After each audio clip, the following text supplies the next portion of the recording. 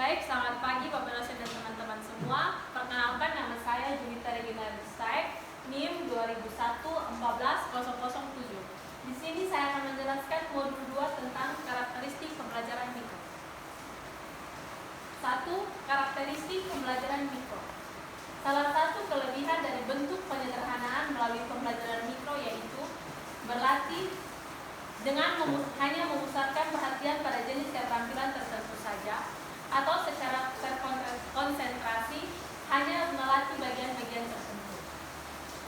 Bentuk penyederhanaan dalam pembelajaran mikro tersebut adalah merupakan ciri khas atau karakteristik utama dari pembelajaran mikro.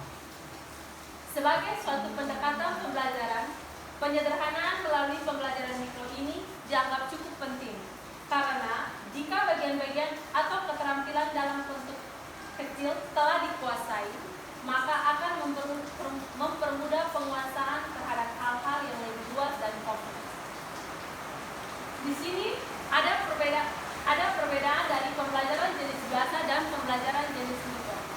Yang pertama, penyederhanaan dari waktu, di mana dalam pembelajaran biasa, waktu pembelajarannya itu berkisar sekitar 35 sampai 45 menit.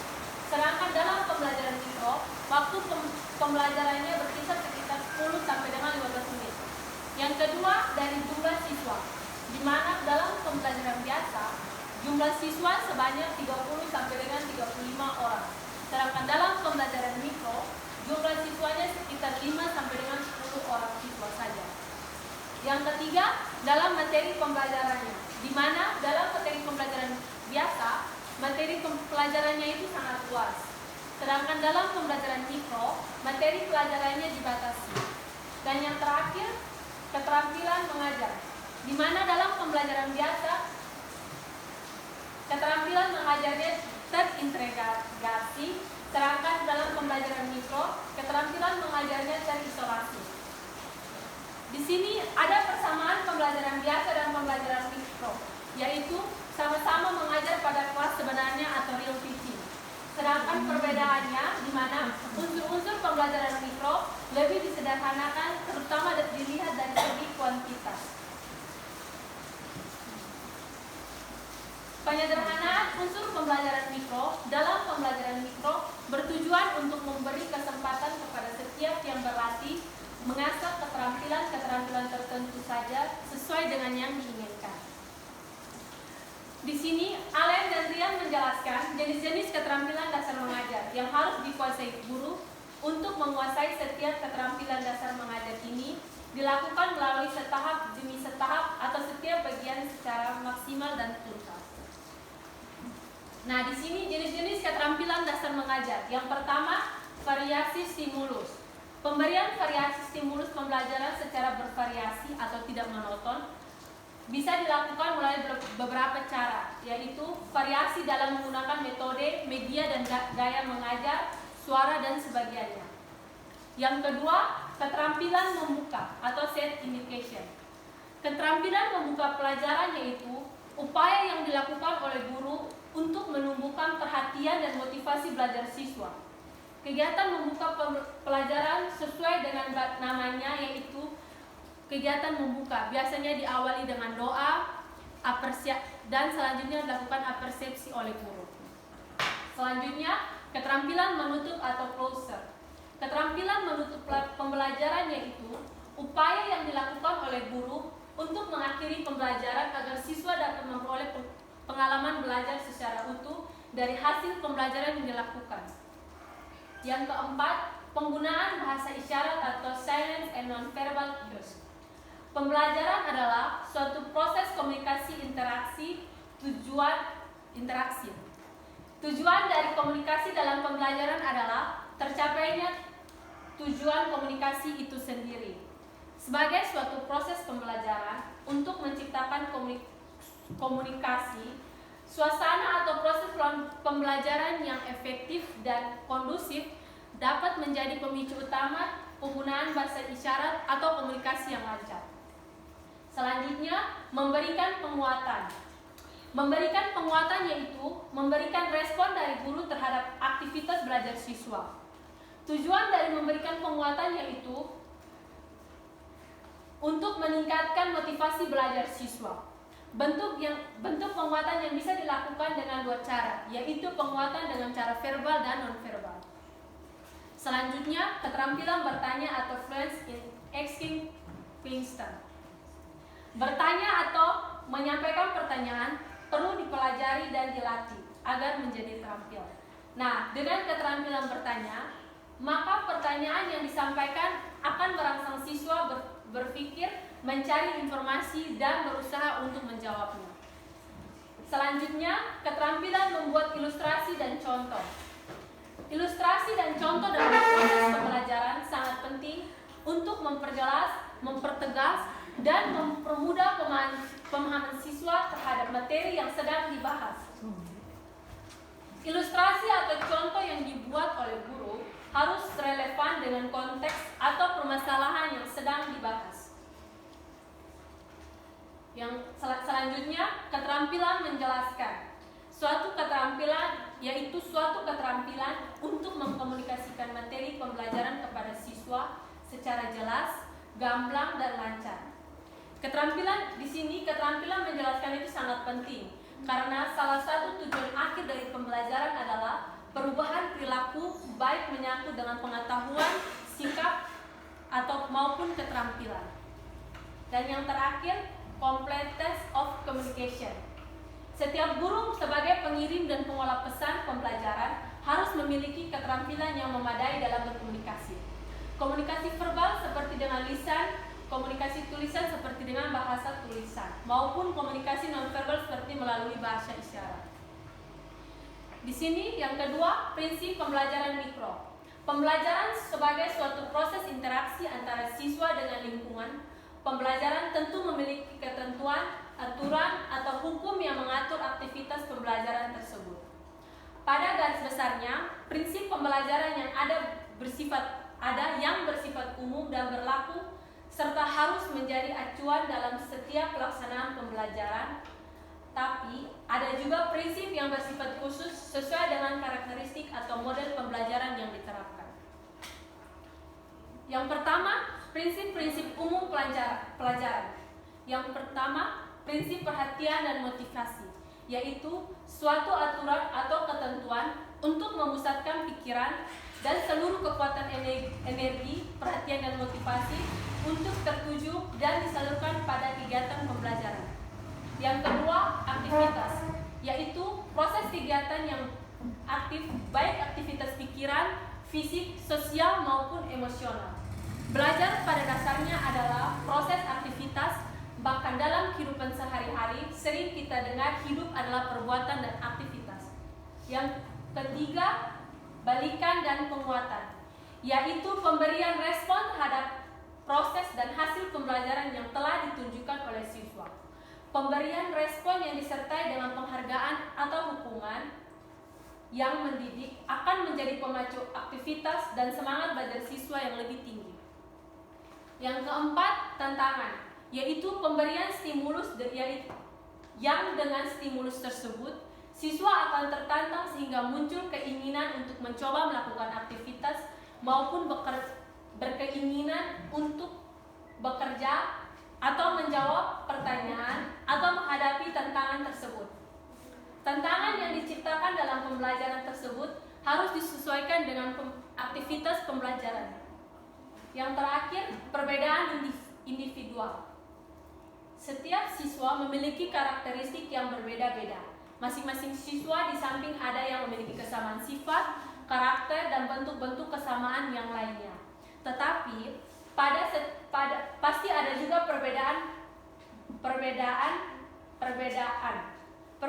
yang dimiliki oleh setiap individu akan membawa perbedaan pula terhadap kebiasaan dan cara belajarnya. Yang kedua, prinsip yang menjadi aturan atau ketentuan dalam pembelajaran mikro. Yang pertama, fokus pada pengampilan. Yang kedua, spesifik dan konkret. Yang ketiga, umpan balik. Yang keempat, keseimbangan. Yang kelima, ketuntasan. Dan yang terakhir, maju berkelanjutan. Yang ketiga, guru yang efektif. Peraturan Pemerintah Nomor 19 Tahun 2005 ditegaskan Pendidikan pada SD atau madrasah atau bentuk lainnya yang sederajat memiliki kualifikasi akademik pendidikan minimum diploma 4 atau D4 atau sarjana atau S1.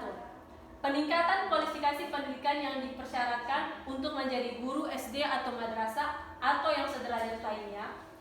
Di sini untuk fungsinya sebagai meningkatkan mutu guru, yaitu tidak hanya dengan menguasai sejumlah konsep tentang keguruan dan ilmu-ilmu lainnya yang mendukung untuk itu, akan tetapi harus ditunjang pula dengan pengalaman-pengalaman praktik yang akan memfasilitasi para guru untuk terampil dan mampu melaksanakan proses interaksi pembelajaran secara efektif dan efisien.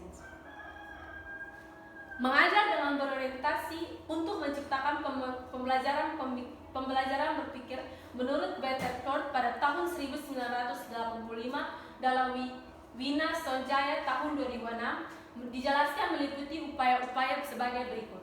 Yang pertama, berpartisipasi dengan siswa membentuk pengetahuannya. Yang perlu digarisbawahi adalah berpartisipasi.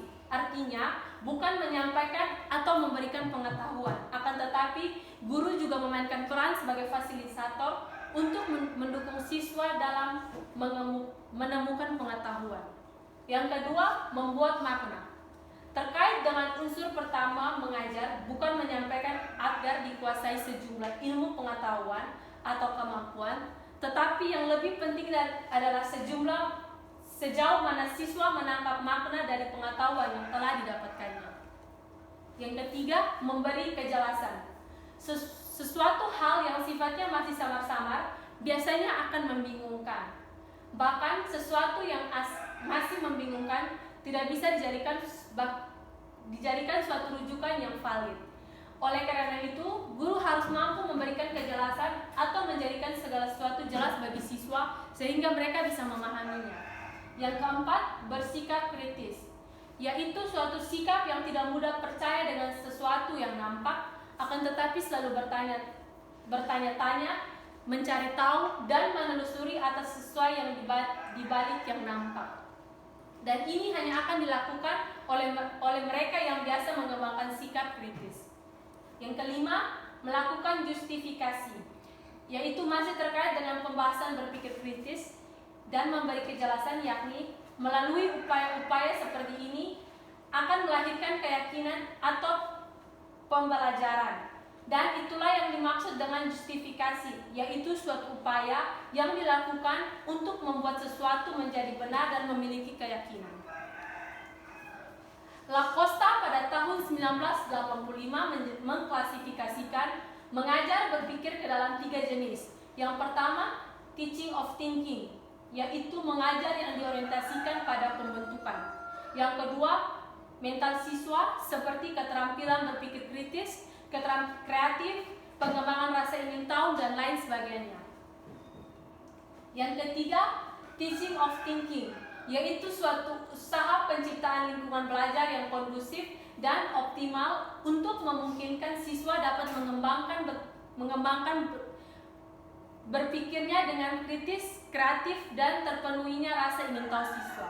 Yang keempat, teaching above thinking, yaitu upaya guru untuk membantu siswa agar menyadari terhadap proses dan hasil belajarnya atau berpikirnya.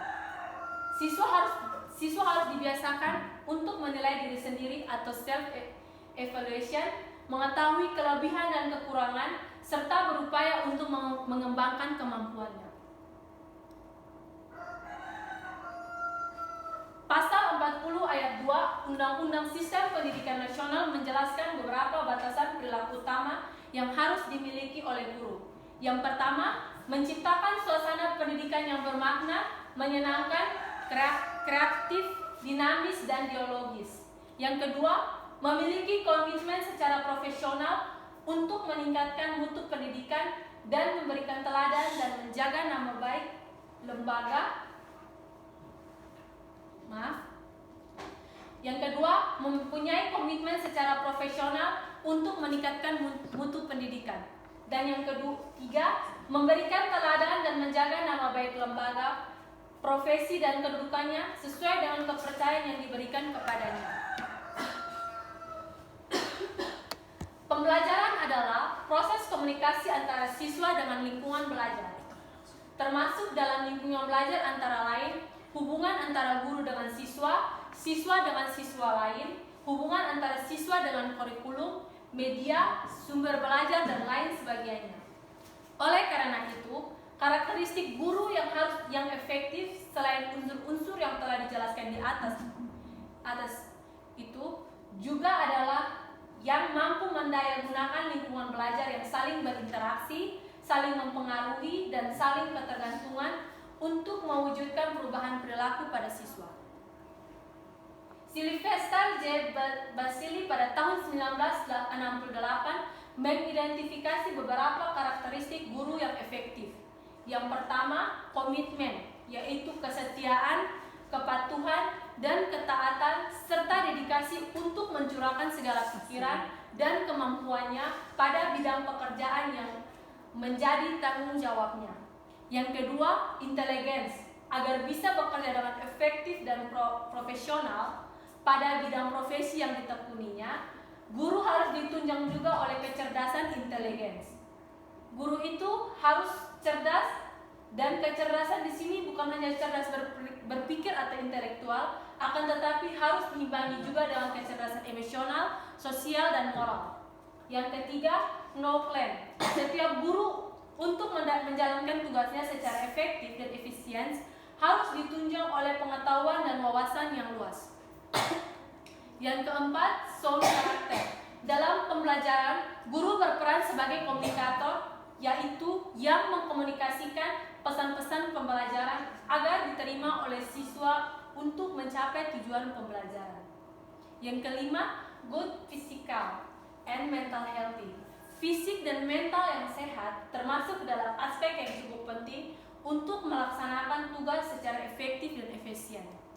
Kesehatan fisik yang dapat menunjang terhadap aktivitas mengajar akan menjadi faktor penentu efektivitas pembelajaran. Yang keenam, entusiasme atau antusias. Modal dasar untuk menjadi guru yang efektif adalah harus memiliki sifat antusias, yaitu suatu kondisi jiwa yang mencerminkan semangat atau kemauan yang membajak. Sifat antusiasme seseorang guru akan tercerminkan antara lain melalui sikap perhatian dan motivasi dalam mengajar, dedikasi dan tanggung jawab, disiplin, dan sifat-sifat positif lain yang mampu merefleksikan dari kesungguhan. Yang ketujuh, sense of humor, di mana guru yang efektif dalam membimbing pembelajaran adalah guru yang mampu menciptakan suasana kelas yang menyenangkan. Oleh karena itu, suasana kelas harus dikondisikan agar siswa merasa betah dan aman ketika melaksanakan aktivitas belajarnya. Salah satu upaya untuk menciptakan kondisi belajar yang menyenangkan antara lain dengan sifat humor dari seorang guru. Yang kedelapan, flexibility, yaitu guru yang efektif ialah yang dinamis, luwes, yaitu yang mampu menyesuaikan dengan situasi dan kondisi atau fleksibel. Guru tidak selalu bertindak sebagai informator atau pemberi materi, akan tetapi sewaktu-waktu guru bisa memerankan selaku pembimbing atau teman diskusi bagi siswa. Nah, sekian penjelasan dari saya. Atas perhatiannya saya sampaikan terima kasih.